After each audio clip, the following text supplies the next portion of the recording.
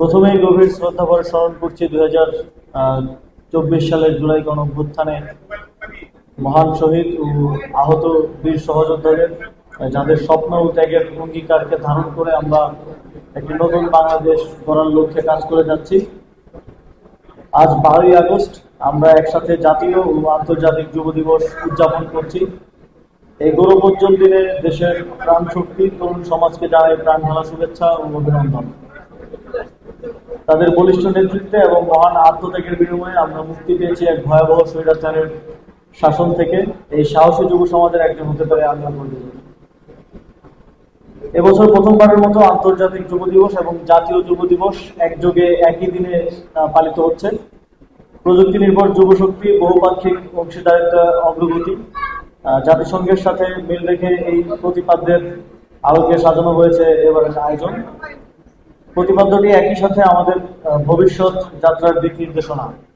সরকার দৃঢ়ভাবে বিশ্বাস করে গণঅভ্যুত্থানের পর সাম্য, নাগরিক মর্যাদা, ন্যায় বিচার, গণতন্ত্র ও সমৃদ্ধির নতুন বাংলাদেশ গড়ার যে সুযোগ আমাদের সামনে এসেছে, সে স্বপ্ন বাস্তবায়নের পথে সবচেয়ে বড় অবদান রাখবে দেশের তরুণ প্রজন্ম। আর সেই লক্ষ্যে পৌঁছাতে প্রযুক্তি হবে মূল চালিকা শক্তি, বিশেষত বর্তমান চতুর্থ শিল্প বিপ্লবের বিশ্বব্যাপী প্রেক্ষাপটে, যেখানে প্রযুক্তি সমাজ ও অর্থনীতির পরিবর্তনের প্রধান হাতিয়ার। এই প্রতিপাদ্যের মাধ্যমে আমরা তরুণ সমাজকে বার্তা দিতে চাই, তাদের উদ্ভাবনী শক্তি ও বহুপাক্ষিক অংশীদারিত্ব দেশের টেকসই উন্নয়নে অপরিহার্য। প্রযুক্তি বলতে আমরা কোনো প্রচলিত শব্দকে ইঙ্গিত করি না, বরং বাস্তবিক প্রয়োগ এবং বিশ্বমানের প্রযুক্তির উন্নয়ন ও বিস্তারের কথা বোঝাই। এর প্রমাণ আছে সরকারের পক্ষ থেকে ইতিমধ্যে প্রযুক্তি খাতের উন্নয়নে বিভিন্ন গুরুত্বপূর্ণ পদক্ষেপ গ্রহণ করা হয়েছে।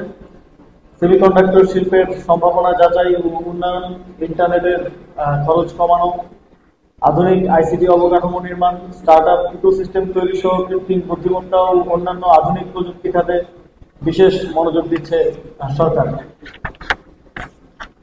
আমরা তরুণদের প্রযুক্তিগত সম্ভাবনাকে সর্বোচ্চ পর্যায়ে বিকশিত করতে অঙ্গীকারাবদ্ধ। আপনারা জানেন, সম্প্রতি ই স্পোর্টসকে স্বীকৃতি দেওয়া হয়েছে এবং দেশের ই স্পোর্টস খাতের বিকাশে প্রয়োজনীয় আইনি কাঠামো তৈরির কাজও দ্রুত এগিয়ে চলছে। বাংলাদেশের মোট জনসংখ্যার প্রায় 63%ই 35 বছরের নিচে। এই তরুণ শক্তি বাংলাদেশের সবচেয়ে বড় সম্পদ ও শক্তি। এই সম্ভাবনাকে কাজে লাগানোর কোনো বিকল্প নেই। বিপুল এই যুব সমাজকে ডেমোগ্রাফিক ডিভিডেন্ডে রূপান্তর করতে না পারলে কাঙ্ক্ষিত অর্থনৈতিক উন্নয়ন সম্ভব নয়। যুগ যুগ ধরে এর নেতিবাচক প্রভাব আমাদেরকে বয়ে বেড়াতে হবে, কারণ এই সুযোগ প্রতিটি দেশে একবারই আসে। সরকার এই বাস্তবতা উপলব্ধি করে যুব উন্নয়নের প্রশিক্ষণ, ঋণ ও প্রযুক্তিগত দক্ষতা বৃদ্ধির নানা কর্মসূচি চালিয়ে যাচ্ছে। অধিদপ্তর সৃষ্টির পর থেকে 2025 সালের জুন পর্যন্ত 64 জেলায় কার্যালয়, 70টি প্রশিক্ষণ কেন্দ্র এবং 501টি উপজেলা, মোট 83টি ট্রেডে প্রায় 74 লক্ষ যুব নারী প্রশিক্ষণ লাভ করেছে।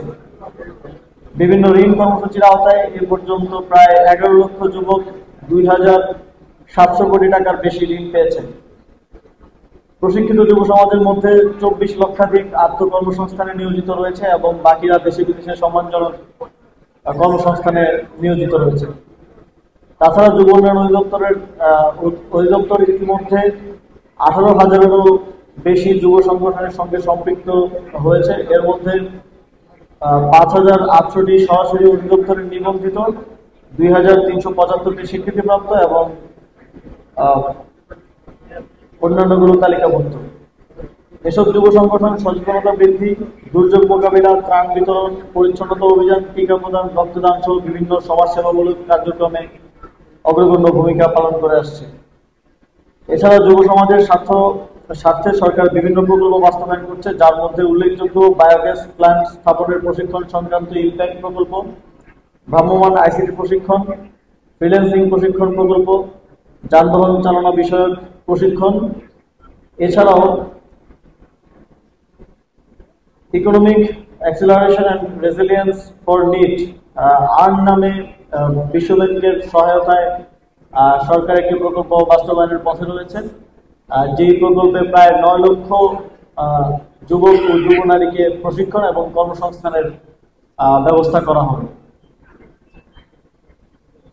একই সঙ্গে আর্টিফিশিয়াল ইন্টেলিজেন্স ও অটোমেশন বিষয়ক দক্ষতা বৃদ্ধির উদ্যোগ নেওয়া হয়েছে।